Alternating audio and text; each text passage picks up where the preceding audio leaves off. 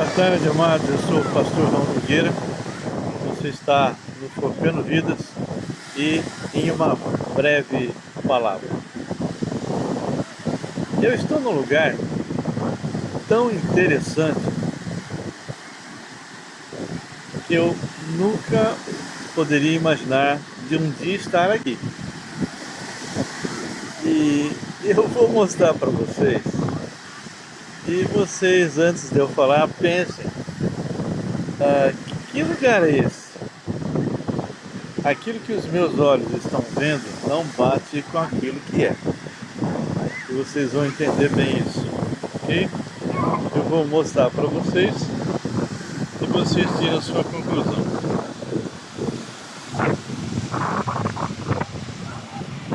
Onde será que eu estou?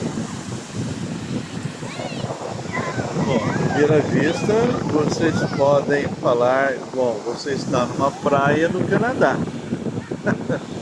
Dá uma olhadinha no mapa e vê se isso é possível.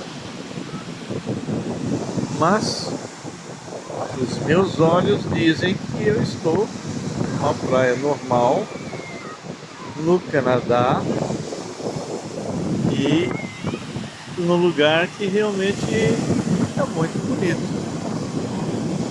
Mas, queridos, aquilo que os seus olhos viram não bate com o que realmente é. Isso aqui é simplesmente um dos maiores lagos de água doce que eu já vi. Olha que coisa! Não é tremendo?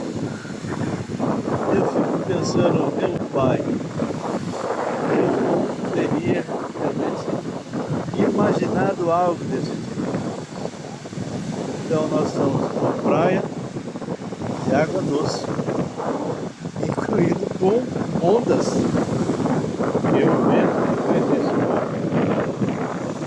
e é uma praia assim bem diferenciada, porque primeiro, aqui você não pode fumar, aqui você não pode trazer bebida alcoólica por aqui, você não pode trazer garrafa nem copo de vidro, você não pode praticar esporte, jogar que nem no nosso Brasil, futebol, qualquer outra coisa, porque eles acham que isso atrapalharia as pessoas que vão estar aqui. Você não pode, lógico, né, fazer churrasco, enfim, tem certas restrições, tem onde não poder pular, ir perto. E o que a gente percebe aqui é um local onde tem muitas pessoas vindas de outros países, sejam imigrantes ou não, visitantes, por exemplo, de Deus, no meu caso, e é um lugar realmente de família, tranquilo, nada de exagero, pessoas se vestindo de uma forma decente, e a gente entende que esse é um lugar que eu posso sentar e meditar na palavra do Senhor. E eu estava vendo hoje algumas coisas que me levam para o futuro. Estava meditando em Ezequiel. Eu venho lendo Ezequiel desde o 34 em diante, que nós estávamos fazendo uma pesquisa. E aí quando você vai chegando ali no 40, você começa a ver a construção do templo. E é interessante, esse templo vai acontecer dentro do milênio.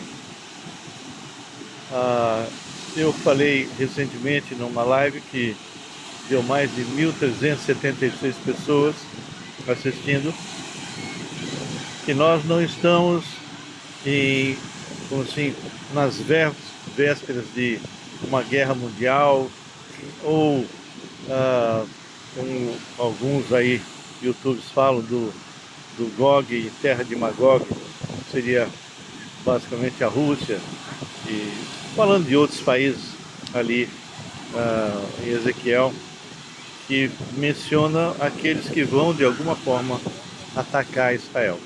Nós mencionamos que isso vai acontecer no final da grande tribulação, quando eles vão estar se unindo para atacar Israel. E aí Jesus volta conosco, não é? Isso inclusive está em Zacarias 14. E então eu estou tentando de uma forma desconstruir essa ideia errada de que nós estamos às vésperas aí de uma guerra mundial. Bem, a gente entende que o que está acontecendo é uma preparação para a entrada do anticristo. As coisas estão se fechando, o sistema está sendo preparado para o arrebatamento, ou seja, a igreja será arrebatada antes da grande tribulação. Isso é o que eu creio, é o que eu entendo. A igreja Filadélfia é o tipo da igreja do arrebatamento e o sistema inteiro está sendo preparado para a entrada do anticristo. Nós, que somos servos de Deus, que pertencemos à igreja, ao invés de ficarmos amedrontados com tudo isso que está acontecendo, nós nos alegramos. Se você é crente de verdade, você tem que se regozijar, você tem que se alegrar. Você não tem que ficar com medo, como algumas pessoas me ligam. Ô pastor, será que vai acabar o mundo? Primeiro que o mundo não vai acabar. Daqui a pouco eu explico. Segundo, que enquanto a igreja, e eu não falo igreja nem denominação e nem parede, eu estou falando igreja que é composta por todos aqueles que um dia aceitaram Jesus Cristo como Senhor e Salvador. Então essa igreja está para se completar a quantidade. Eu sempre tenho falado isso nas minhas palestras. O que acontece é que Pentecostes é o início da igreja. Depois, quando chegar o arrebatamento, o número dos que pertencem à igreja vai estar fechado. Então, o último que se converter, e nós não sabemos onde estão esse último ou esses últimos, por isso que nós temos que pregar, não é?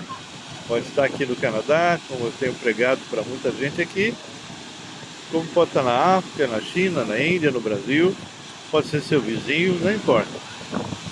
Quando a quantidade se fechar, porque se vai ter um arrebatamento, significa que vai ter um número fechado daqueles que pertencem à igreja. Então, nesse dia, todos os que estão já na presença do Senhor, eles vêm, o Senhor nos traz, só dá um passeio lá em 1 Tessalonicenses capítulo 4. Então, a hora que tocar a trombeta, diz a palavra que o Senhor vem e traz aqueles que já estão com Ele, esses serão ressuscitados. E aqueles que estiverem vivos nessa ocasião, vamos supor que eu esteja vivo, nem pela morte eu vou passar. Seremos transformados e seremos arrebatados, raptados. Nós encontraremos com o Senhor nos ares. E aí, sim, dará início à grande tribulação. E todo o sistema já está sendo montado para o surgimento dele, em todas as áreas, não é? Seja guerras, rumores de guerra, seja o amor se esfriando de quase todos, um aumento terrível da violência, as distorções de princípios que aquilo que antes era correto, agora o mundo considera como errado, e vice-versa, não é? Então, o sistema está sendo montado a nível econômico, não é? A nível social, militar, ok? A questão do relacionamento espiritual, a gente tem visto uma mudança muito grande e a igreja está, infelizmente, muitos estão passivos diante dessas situações onde os muçulmanos estão se multiplicando, ok? Eles estão assim, entrando em países que nem a Inglaterra, que nem a França e outros, entrando devagarzinho, mesmo aqui no sul do Brasil. Eles se multiplicam, estão em 6, 7, 8, 10 filhos, quando os da terra têm um ou dois, e alguns estão substituindo o filho por cachorros. Não que eu seja contra cachorro, mas filho é diferente, não é? E o que acontece é que todo um sistema eletrônico, todo um sistema, assim, onde o IA está entrando, a inteligência artificial, robôs, ou seja, uma série de coisas estão acontecendo e o controle, não é?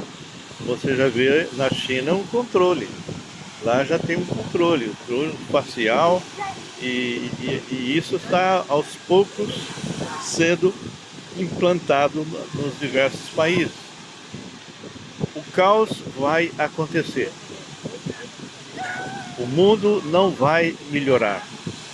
Pelo contrário, ele vai piorar para que realmente o anticristo possa se levantar como um salvador, não é? Mas voltando no que eu estava falando no início, lá em Ezequiel, o que me deixa muito contente é que todas as coisas estão se cumprindo e rápido, literalmente. Nós estamos às portas do arrebatamento e para o início da grande tribulação. 7 anos depois, volta Jesus conosco, e vocês podem ver isso lá em Apocalipse 19, Zacarias 14, Mateus 24, que não tem nada a ver com a igreja. Ali realmente é o período já do povo de Israel.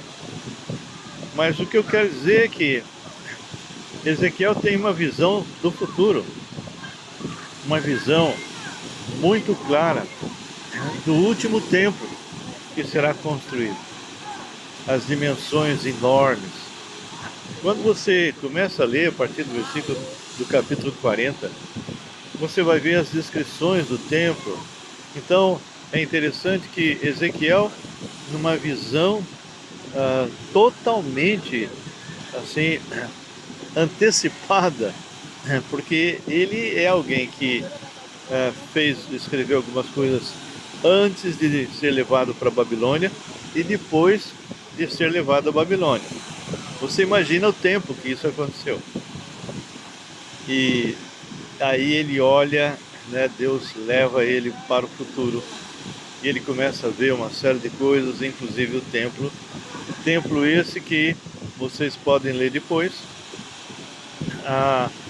Vão ter os sacerdotes, vai ter todo um ritual, sacrifícios, mas não vai ter o sumo sacerdote. Por quê? Porque o nosso sumo sacerdote é Jesus, e ele vai estar reinando aqui. Em Ezequiel mesmo você vai ler que o Senhor Jesus é o Rei dos Reis no milênio sobre toda a terra, e Davi voltará a reinar em Israel. Não é coisa tremenda? Ora, se todas as coisas estão se cumprindo, se todas as coisas realmente estão acontecendo segundo o que realmente Deus estabeleceu, desde Gênesis até Apocalipse, por que você, meu irmão, minha irmã, vai ficar preocupada com respeito às guerras que estão ocorrendo?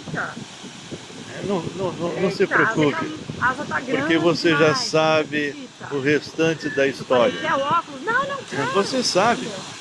Você sabe que nós vamos realmente ter bênçãos sem medidas, e tudo isso já está acontecendo. Se você nasceu de novo em Jesus Cristo, se você foi lavado e purificado no sangue do Cordeiro, então, meu querido, se prepara para a saída. Se prepara, fique tranquilo. Não se preocupe com o que está acontecendo no mundo, porque isso já está previsto. Isso iria ocorrer. E nós estamos nos alegrando, porque estamos muito perto do grande dia.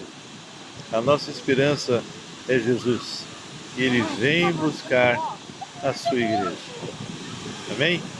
Eu vou deixar vocês aqui, diante desse mar maravilhoso de água doce, e que você possa estar meditando no que eu te falei.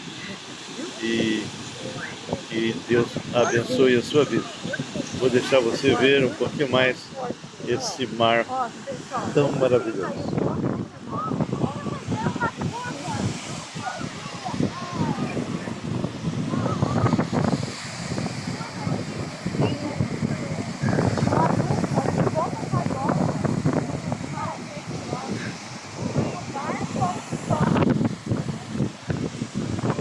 Bem, que Deus abençoe.